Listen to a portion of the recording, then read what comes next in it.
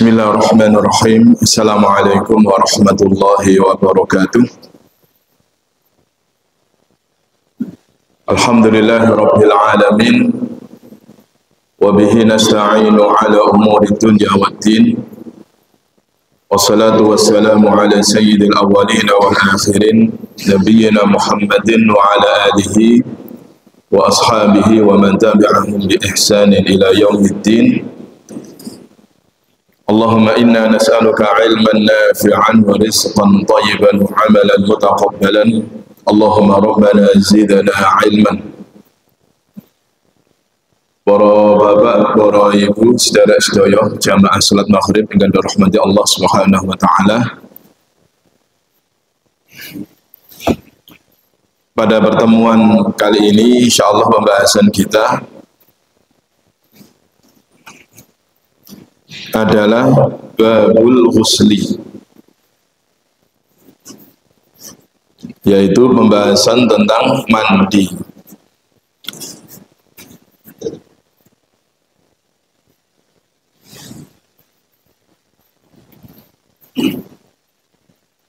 Mandi yang dimaksud mriki tegesipun kanggene raf'ul hadatsil akbar, mandi yang untuk mengangkat atau menghilangkan hadas besar. Mergi wonten pembahasan hukum perkara mandi itu yang tidak tujuannya raf'ul hadas. Ada mandi yang tidak untuk menghilangkan hadas. Kados napa? Mandi Jumat, ya. Jadi meskipun mandi sama, mengguyur air mulai saking sirah ngantos ngandap, ya, tapi tujuannya bukan untuk menghilangkan hadas. Termasuk mandi kanggene sholat Id, niku sunnah.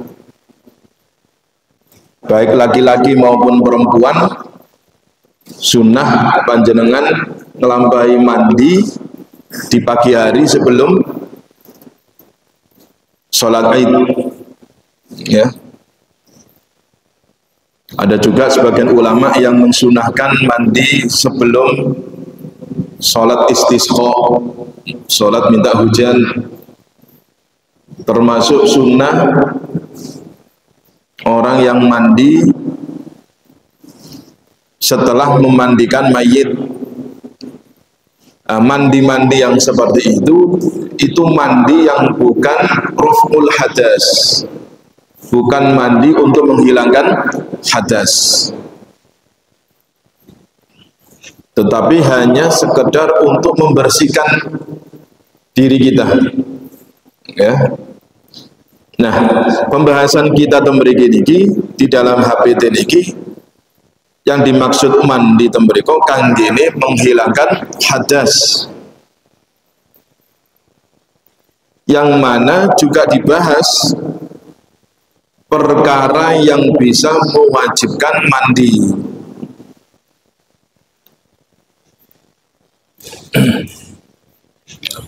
Pramila tembriki disebutkan al-ghuslu, yaitu mandi,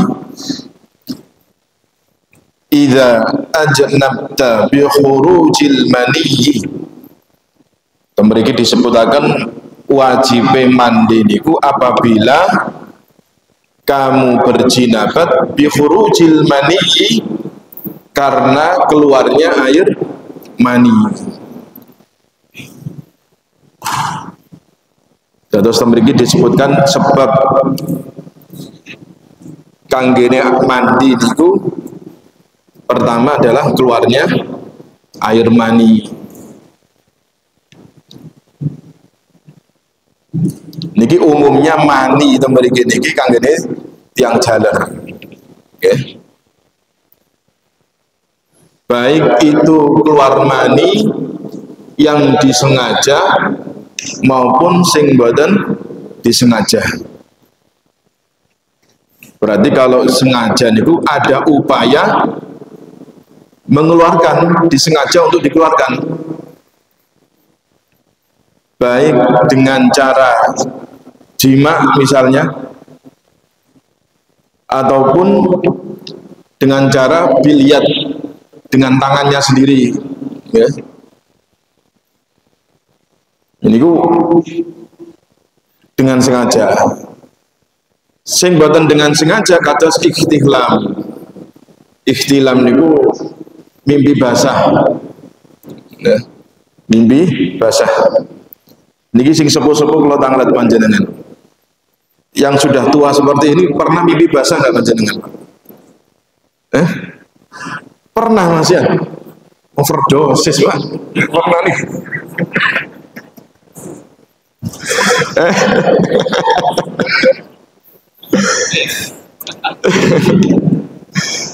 Biasanya niku keluar mani yang karena ikhtilam, karena mimpi basah, itu karena memang tidak disalurkan.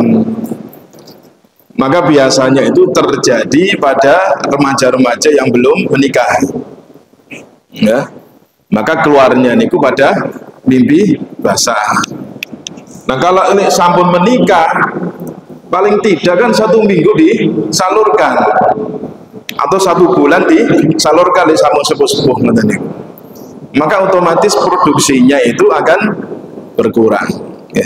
Jadi ikhtilam itu biasanya terjadi pada remaja atau orang-orang yang masih belum menikah, ya. Nah, dengan keluarnya mani itu maka seseorang itu disebut dengan jinabat. Mengapa disebut jinabat? Jinabah itu artinya jauh. Artinya seseorang yang dengan keluar mani itu maka dirinya hendaklah jauh dari ibadah, ya. Dia jauh dari ibadah. Nah, untuk supaya dekat dengan ibadah itu maka dia harus mandi, ya. Jadi jinabat itu adalah kejadiannya, junub itu adalah orangnya, ya. Junub adalah orangnya, ya. Terus niki kula mboten merincikan kembali menawi tiyang jaler niku wonten istilah air mani, ada madhi, ada wadi, nggih. Insyaallah sampun maklum sedaya niku pun saged difahami. Salajengipun ingkang nomor kalih. Dan niki kula sebutaken rumiyin nggih, dalil bahwasanya menawi jinabat karena keluar mani itu berdasarkan hadis Nabi Shallallahu Alaihi Wasallam. Beliau mengatakan innamal ma'u minal ma'i, sesungguhnya air itu dari air. Maksudnya apa? Kejadian atau aktivitas mandi yang dengan air itu minal ma'i, dikarenakan ada air. Maksudnya apa? Al-ma'u yang pertama niku mandi, al-ma'u yang kedua, air yang kedua niku adalah air mani, ya. Terus saking medali toya mani niku wau wajib mandi. Nah, perkara yang seperti ini niki mergo sing dugi niki yang pun sepuh-sepuh Pak. Anak muda-muda itu harus paham masalah ini, ya. Sayangnya seperti itu. Makanya kula niki pesen menawitan griya niku wonten putu, ya, wonten putra-putra kita kok ningali larene niku wau pun ketokane suarane niku pun niku dewasa, suaranya sudah besar. Niku wajib kita tuh bertanya pada anak niku, nak sampean iku wis ikhtilam atau belum? Sudah balik atau belum? Jangan didiamkan nih. Karena begitu anak niku lek sampun ikhtilam, sudah mimpi basah, berarti dia itu sudah menanggung tanggung jawab ibadah kepada Allah. Ini harus ditanyakan, ya, ditanyakan kepada anak-anak kita itu. pada putu-putu kita menaik sepuh-sepuh nggak ada putu ya. Kita harus terus terang seperti itu. Jadi masalah seperti ini, keluar mani, menawi tiang wadon niku haid, itu jangan sampai perkara yang seperti itu adalah sesuatu yang tabu. Jangan sampai ya. Bahkan itu adalah perkara bagian dari agama ya. Bukan perkara tabu ini ya. Jatuh kita tidak perlu malu-malu. Kalau orang tua itu mampu untuk memberikan pendidikan pada anak-anak bab masalah kados mekaten, maka anak-anak itu nanti kalau bertanya kepada orang tuanya tidak malu. Karena apa? Mediti yang sepun itu sampun ngawiti bab masalah niki. Tapi orang tua niku diam, tidak mau tahu, atau orang tuanya sendiri niku menganggap perkara ini tabu, maka anak niku nggih isin tanglet datang tiang sepuh ya. Makanya niki perkara yang penting supados anak-anak kita niku dipastikan lek sampun balik, maka nak sampeyan niki lek wis balik berarti wis wajib sholat, wis wajib ngerti wudu ya, wis ngerti perkara-perkara yang wajib lainnya. Mergo napa ganjarane dipek dhewe, dosane nggih dipek dhewe. Ngoten nggih. Niki perkara yang penting supados anak-anak kita niku harus diberikan pemahaman. Salajengipun kang nomor kalih, sebab daripada mandi awil tiqail khitanaini, atau bertemunya dua khitan. Niki ungkapan yang halus ya. Bertemunya dua barang yang dikhitan itu adalah jima, maksudnya adalah jima. Nah, ulama itu merincikan orang dikatakan jima kumpul yang kemudian menjadi wajibnya mandi, atau misalnya kumpul niku wau menawi mboten suami istri maka kemudian disebut sebagai zina, itu ukurannya apa? Napa Pak ukuran itu yang kumpul niku? Istilah kumpul niku, jima niku menawi dianggap jima yang kemudian berlakulah hukum-hukum itu disebut oleh ulama niku ilajul fahsyah fi ilajul hafsyah ya fil faroji. Jadi ngapunten niku istilah fikihnya seperti itu. Jadi napa istilahnya? Cara niku rada kasar niku Pak. Nggih. Rada kasar kate ngomong. Nggih. Terus menawi kepala kemaluan niku pun mlebet ngapunten. Niku disebut jima. Ya. Tapi kalau masih di luar selagi belum dukhul ataupun separuh saja, niku belum dikatakan jima. Belum dikatakan berzina. Tapi lek sampun mlebet dukhul niku wau senajan cuma pucuknya mawon niku disebut jima. Maka berlakulah hukum mandi ya, hukum mandi. Nah, awil khitani awil illiqa'il khitanaini, bertemunya dua khitan menika ya. Niki disebutkan ulama niku baik ketika berjima itu keluar maninya atau tidak keluar air mani. Berarti nopo? Berkumpul berjima apakah sampai orgasme atau belum sampai orgasme niku tetap diarani junub. Mergi napa aktivitasnya sudah dukhul. Niki istilah-istilah fikih niku dukhul niku istilah kumpul niku istilahnya dukhul, Pak. Dukhul itu artinya masuk. Ya, paham nggih punan nggih. Ngoten. Terus kalau bahasakan seperti itu. Ngoten. Yang demikian itu berdasarkan hadis Nabi Shallallahu Alaihi Wasallam.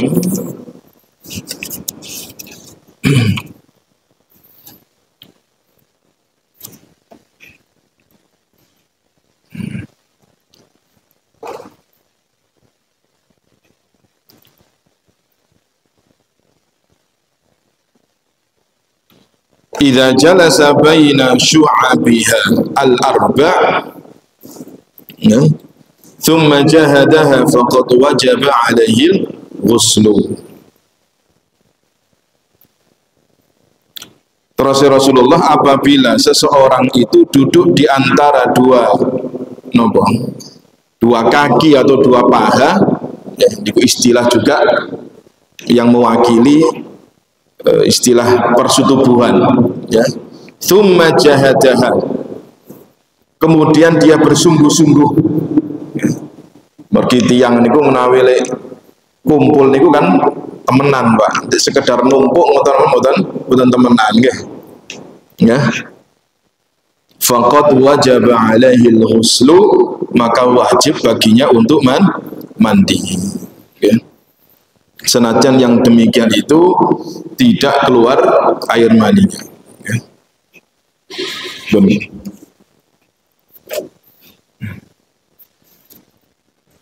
Kemudian yang nomor 3, au aradda hudural jumu'ah, ini ingkang sunnah, atau kamu hendak menghadiri sholat Jum'ah ini kanggene tiang jalan. Tapi menawi Jum'ah niku sunnah kanggene tiang sing dewasa. Terus menawi kita niku wonten hadise yang sudah ikhtilam, siapapun yang sudah ikhtilam atau mimpi basah, maka wajib baginya untuk mandi Jum'ah. Mergino pokok tiang jalan niku diperintahkan untuk sholat mandi Jumat, karena orang dewasa itu sudah mengeluarkan bau badan, ya, bau badan. Nah, sementara hari Jumat itu adalah hari yang mulia, bertemunya seluruh kaum muslimin. Maka jangan sampai ketika kita bertemu dengan kaum muslimin niku kita memberikan bau sing boten sedap datang derek-derek gitu. Makanya sangat ditekankan kanggene tiang-tiang ingkang dewasa niku untuk mandi dalam menghadiri sholat Jum'ah. Au naqaiti minal haidi, termasuk wanita yang selesai dari haid. Kalau mboten banyak pembahasan masalah darah haid, mergi pembahasannya sudah pernah kita bahas dulu, ya. Tapi sekedar untuk mengingatkan mawon, menawi darah haid itu umumnya darah haid itu biasanya wanita niku 7 sampai 10 hari. 7 sampai 10 hari. Minimal yang disepakati ulama niku 1 hari. Minimal darah haid yang keluar adalah satu hari. Maksimal adalah 15 hari. Jadi kalau misalnya 15 hari darah haidnya kok tidak berhenti-berhenti, maka selebihnya itu disebut darah istihadah. Ya, darah istihadah. Nah, Rasulullah Shallallahu Alaihi Wasallam di dalam hadis-hadis beliau ini merincikan menawi darah haid itu berbeda dengan darah istihadah. Kalau darah haid ada kalanya warnanya niku keruh, ya, keruh. Kemudian warnanya ada kalanya merah, merah beranang ngoten niku. Ada kalanya kemudian hitam, ada kalanya nanti kuning, dan yang terakhir menawi sampun suci ditutup dengan cairan bening. Ya. Kalau belum ada cairan bening maka belum dianggap suci. Niki ingkang wadon-wadon kedah semerat. Ya.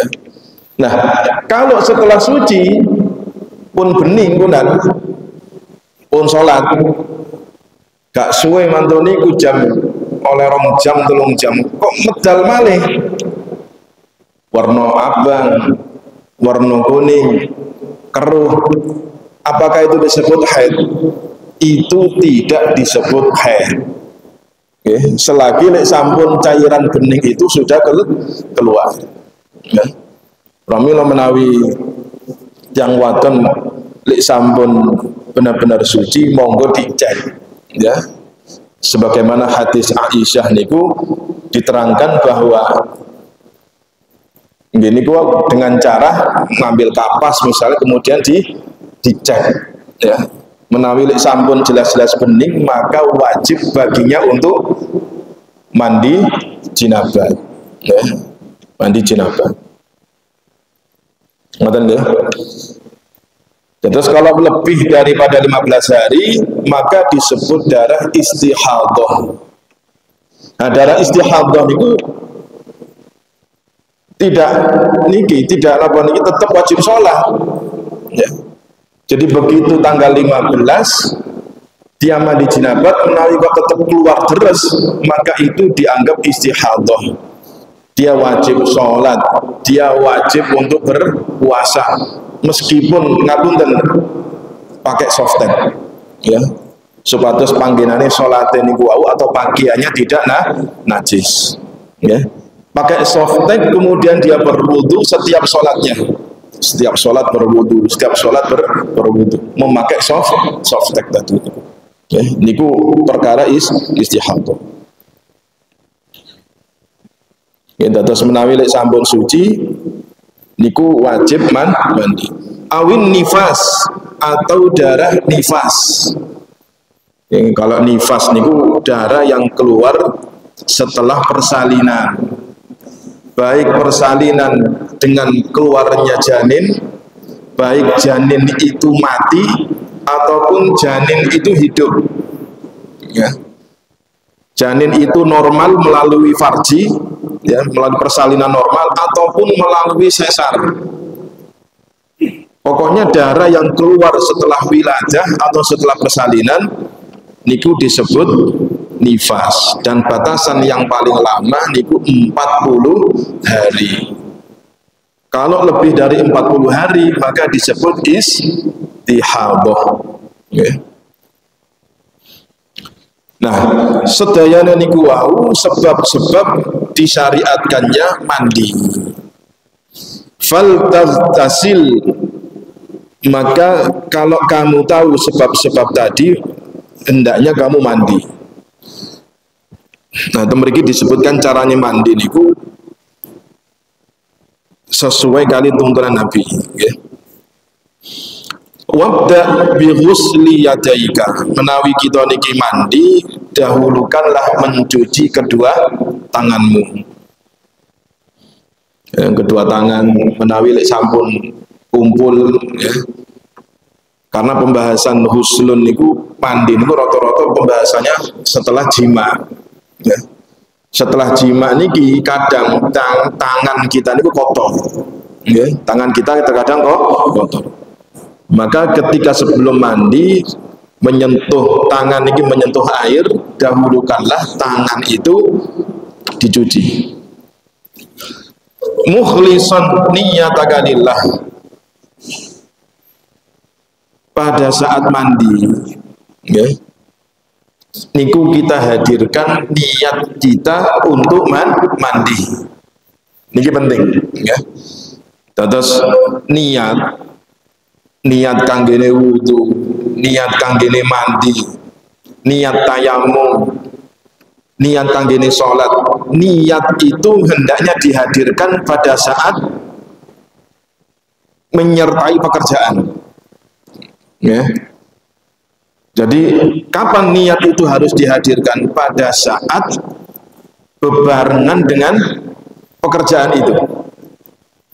Makanya teman iki kalau kutip saking kitab nopo niki Sayyid Ahmad Asyadiri, sepatus kita niki faham menawi panggenane niat itu kapan harus kita hadirkan pada saat melaksanakan aktivitas ibadah itu.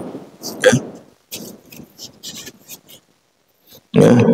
Terus memiliki disebutkan faslun an-niyatu qasdu syai'i muqtarinan bi fi'lihi. Jadi niat itu adalah menyengaja sesuatu yang beriringan dengan pekerjaannya. Terus kita niki menawi badhe wudu misalnya. Kapan kita itu harus niat? Pada saat membasuh pertama kali wajah. Terus mendetuyo niat menjurah hati nih. Okay. Mahalluha al-qalb. Terus tempatnya niat itu adalah di hati.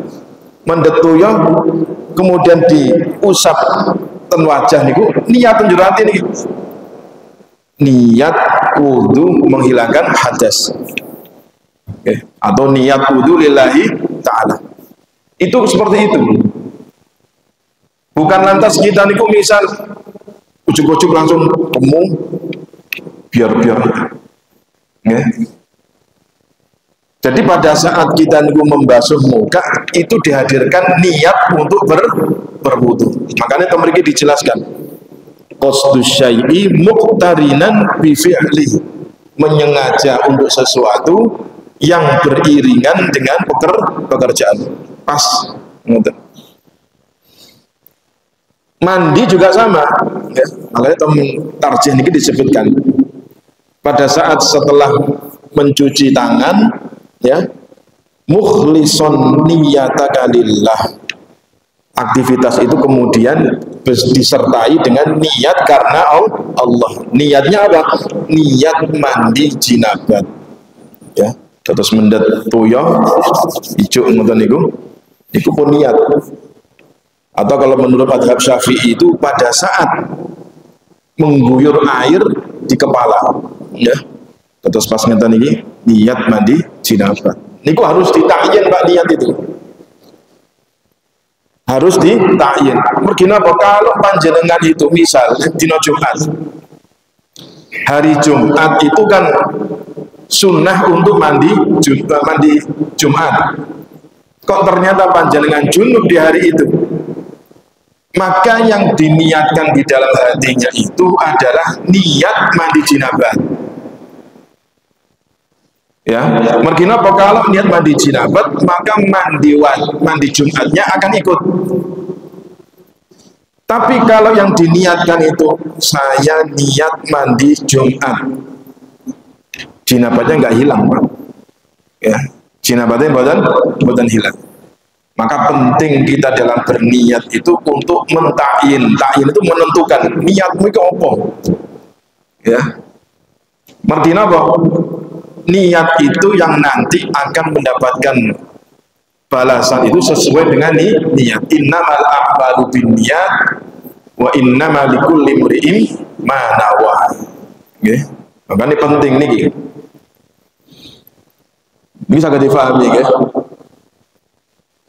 Jadi jangan sampai Joko anduk, ya, mantun kumpul mendet anduk bisa mlebu jeding langsung adus. Sama gak niat, mau niat bisa ke kamar harus niat, itu ndak niat itu namanya. Ya, buatan niat itu. Itu namanya kalau bahasanya ini alham atau himmah, keinginan. Niat itu yang beriringan dengan pekerjaannya. Sholat nggih ngoten. Sholat itu niatnya pada saat kita itu berdiri, ya, pada saat berdiri takbiratul ihram Allahu Akbar, niatnya pun mantap. Sholat, niat sholat napa? Maghrib misalnya, ya. Niat sholat maghrib lillahi ta'ala. Itu nonton. Jadi niat itu tidak boleh di luar pekerjaan, itu tidak boleh. Ujuk-ujuk mantun itu melayu saking griya atau mriki Allahu Akbar. Nonton. Ditakoni, niatnya sampean kapan? Wis koma niatnya bisa. Itu ndak niat itu, Pak. Buatan niat. Oke. Ini sepatus difahami ya.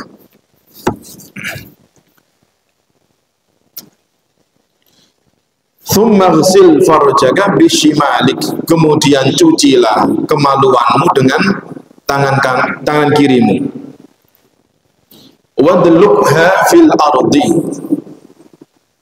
dan gosok-gosokkanlah tanganmu di tanah ya. Terus sunnahnya menawi mandi niku mencuci kemaluan dulu, baik laki-laki maupun perempuan ya. Kemudian tangani mantun damel niku wau, mencuci niku wau diusapkan di tanah. Au ma yaqumu maqamaha, atau yang serupa atau yang bisa menggantikan tanah. Terus mantun niku kan mergi tanah niku kan sakit menetralisir ya.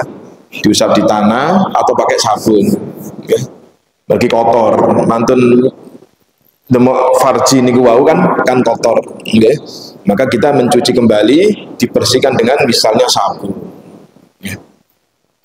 Tsumma tawaddah kama taqaddam, lajeng mantun niku berwudu sebagaimana pembahasannya yang sudah lewat ya. Terus niki wudu yang sifatnya sunnah sebelum mandi. Wudunya bagaimana? Wudu yang sebagaimana kita niku wudunya sholat ya. Panjenengan kalau mandi jinabat seperti itu tambahan, pakai wudu tambahan Pak, pakai Pak, itu sunnahnya seperti itu. Senajan boten kali wudu langsung mandi bisa, tapi yang dicontohkan oleh Rasulullah niku wudu dulu ya, wudu dulu. Tsumma khudhil ma'a, kemudian ambillah air, wa adkhil asabi'aka, dan masukkanlah jari-jarimu, fi usuli sya'ri, di dalam napa niki pokoknya rambut ya. Bisyai'im minat-tib, dengan dicampur dengan wewangian ya. Terus tuyane niku wau disiram ya, kemudian napa niki wau jari-jarinya niku memastikan rambut niki, kulit rambut jangan sampai masih kering ya. Jangan sampai masih kering. Jadi sunnah yang pertama niku untuk kita mengguyur badan ini niku diawali saking kepala dulu ya. Jadi mengambil air kemudian dipastikan niki, terutama kang dene dan ibu-ibu karena memang rambutnya panjang ya, makanya temriki disebutkan ba'da naqdihi, setelah dilepas kuncitnya. Terus menawi disiram rambutnya niku harus diuraikan rambutnya, mantun niku disiram. Ketika proses siram niku jangan sampai selesai dulu, dipastikan jari-jarinya niki napa? Nah ngeten. Nggih. Mun istilah ini tadi. Wa adkhil asabi'aka fi sya'ar. Terus ngeten niki. Ya. Atau orang laki-laki yang rambutnya panjang. Niku lho kan gundul, nggih. Gundul nyantai mawon Pak, sak guyoran pun pun resep kan ngoten nggih. Sing rambutnya dawa-dawa ngoten niku itu dipastikan itu ya. Pastikan benar-benar masuk, rambutnya harus benar-benar basah ya, harus benar-benar basah. Makanya untuk memastikan basah itu harus diuraikan kuncitnya niku dilepas ya, dilepas gelungane nopone sedayane niku. Jadi jangan sampai air itu tidak masuk atau tidak sampai ke kulit kepala, harus dipastikan ya. Harus dipastikan. Wabda bisyiqqil aiman, dan dahulukanlah dengan bagian yang kanan ya. Tsumma afrighul ma' ala ra'sika thalathan, kemudian basuhilah kepala itu 3 kali ya. Jadi itu mriki disebutkan kepala setelah badan ya. Kepala setelah badan. Tsumma afidil ma'a ala sa'iri jasadik, kemudian siramilah air kepada seluruh tubuh. Niki sedayane sunnah ya. Sunnah yang seperti niki niku dicontoh oleh Rasulullah sallallahu alaihi wasallam. Nah, Menawi kita niki langsung guyang-guyang mawon niku nggih boleh. Seperti itu juga boleh, ya. Ma'adalki beserta dengan menggosok. Nah niki kalau badhe nerangaken ingkang ala sairi jasadin, ya. Jadi pada saat kita niku mengguyur air ke seluruh tubuh, jangan sampai ada permukaan kulit dari tubuh niku sing boten teles, ya. Dan kuping-kuping mriki, bahkan ada sunnah itu menawi ten lubang-lubang niki hidung niku dibasahi, ya. Jangan sampai ada yang tidak dibasahi, ya. Pelipitan-pelipitan pundi mawon, ya. Semuanya harus basah. Makanya kita niki menawi mandi itu ampun ngantos tergesa-gesa, ya. Ampun ngantos tergesa-gesa. Tsumma ghsil rijlaika bi taqdimil yumna 'ala al-yusra. Kemudian mandilah, basuhlah kedua kakimu dengan mendahulukan yang kanan atas kiri, ya. Nah niki urutan-urutan mawon, urutan-urutan mawon yang semuanya ini sebagaimana ingkang dicontohkan oleh Nabi Shallallahu Alaihi Wasallam.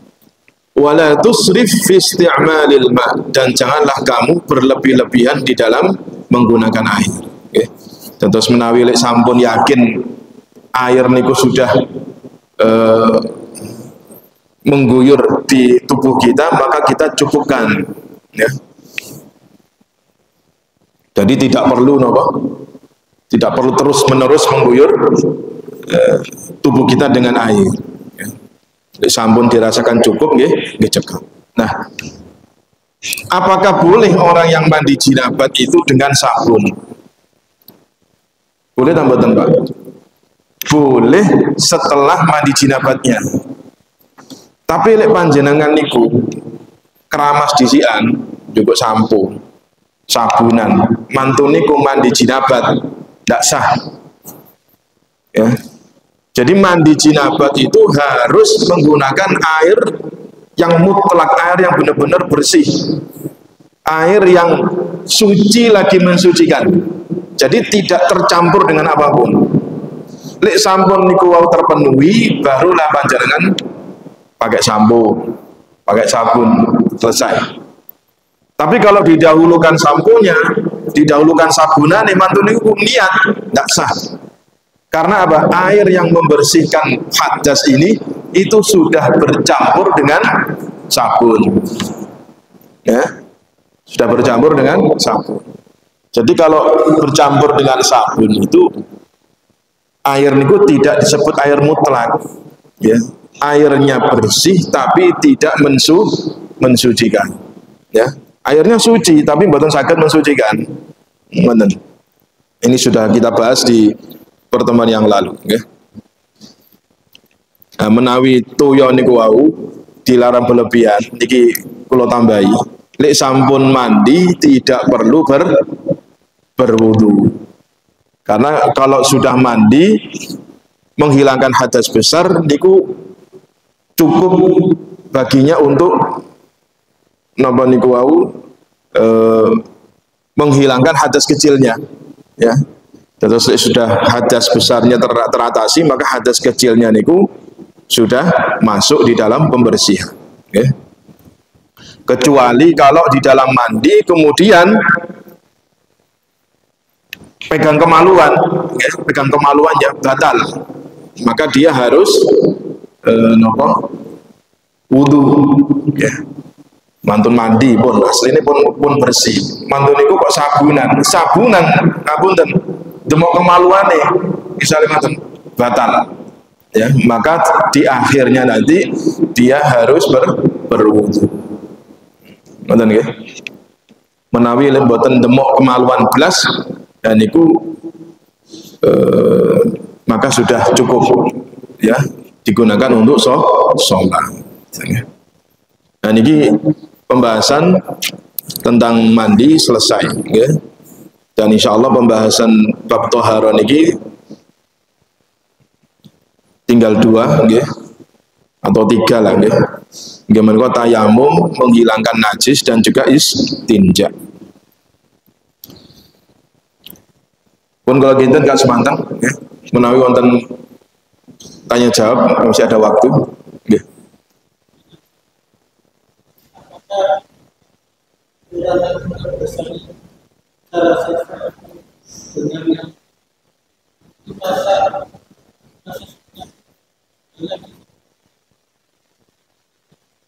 Nggih.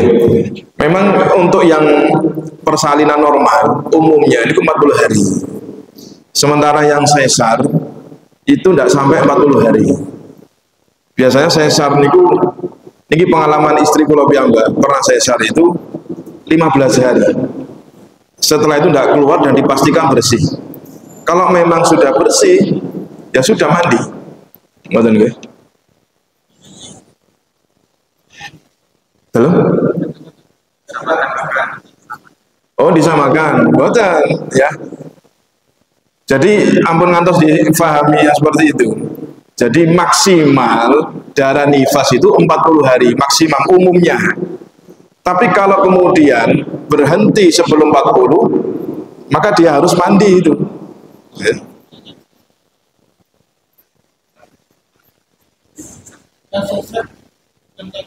Nggak bisa disamakan. Nah ya, nggak boleh disamakan. Jadi patokannya itu bukan karena sebab persalinannya, yaitu sesar atau normal. Jadi mandi wajib itu, wajibnya itu berdasarkan dari selesainya nifas. Entah itu karena sesarnya, entah karena normalnya. Terus jangan kemudian oh sesar, wis padha kok normal, enggak boleh seperti itu. Maksudnya ngoten nggih. Maksudnya seperti itu kan? Ya. Jadi tidak seperti itu. Kalau sudah berhenti ya sudah. Ngoten, ya. Itu terjadi tenrait kula piyambak, ya, melahirkan anak yang nomor 2 niku sesar, ya. Kemudian saya amati niku ternyata nifasnya itu cuma sampai 15 hari. Tidak seperti yang lain-lainnya, ya. Kalau nggak ada putra niku gansal. Normal, sesar, normal. Nggak pernah sesar lagi. Ya, alhamdulillah, ya. Ngonten nggih maksudnya nggih. Nggih. Terus ibu-ibu niku nggih difahami kados mekaten. Jadi jangan kemudian sesar disamakan dengan normal, ya. Dilihat dulu, lek sampun suci ya sudah. Ya. Suci sudah. Nah, bagaimana tahu sucinya? Ya sama, keluar cairan bening itu tadi. Ya, betul. Pun ya, pun waktu ini nih. Ya, ada lagi nopo? Ya.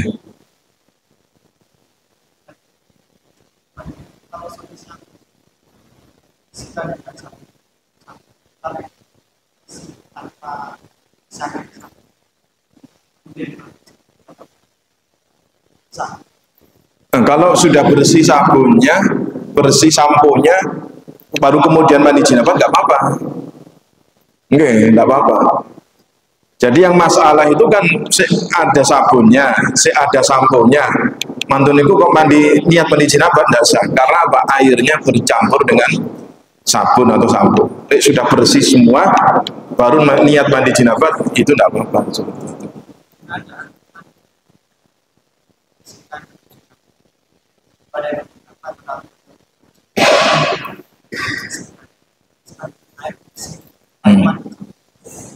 Iya. Tidak bisa. Menghilangkan najis itu sama kedudukannya dengan menghilangkan hadas, ya. Jadi nanti pembahasannya di izalatun najis, ya. Jadi menghilangkan najis itu harus dengan air mutlak, air yang suci lagi mensucikan. Nah, air suci dan mensucikan itu harus benar-benar bersih, tidak boleh tercampur dengan bahan yang lain, gitu ya. Nanti pembahasannya di bab izalatun najasah, ya, seperti itu. Sampun ya. Pun waktunya sudah mepet, mungkin bermanfaat. Subhanakallahumma bihamdika asyhadu an la ilaha illa anta astaghfiruka wa atubu ilaik. Assalamualaikum warahmatullahi wabarakatuh.